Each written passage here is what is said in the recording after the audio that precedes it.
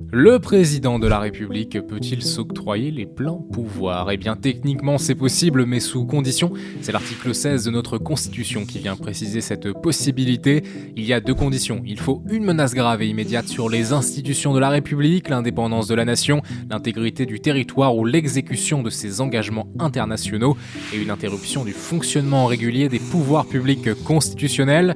Si cet article est activé, les pouvoirs du président sont quasi illimités. Il concentre en ses mains les pouvoirs législatifs et exécutifs. Cependant, le chef de l'État ne peut pas dissoudre l'Assemblée nationale durant la période où il concentre ses prérogatives.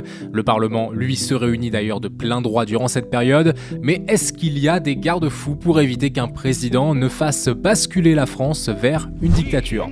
Eh bien, il y a des mécanismes de contrôle, mais qui sont limités. Premièrement, le président de la République doit consulter le Premier ministre, les présidents des deux assemblées et le Conseil constitutionnel. Mais c'est un simple avis qui ne requiert pas leur consentement. C'est pas du tout le cas. Je suis lucide.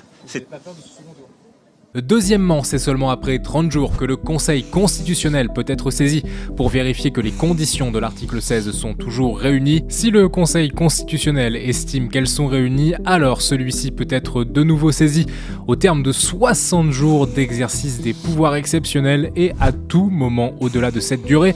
C'est ce que dit l'article 16 de la Constitution. Enfin, depuis l'adoption de la Constitution de 1958, cet article n'a été utilisé qu'une seule fois, du 23 avril au 29 septembre 1961 par le général de Gaulle à la suite du putsch des généraux en Algérie.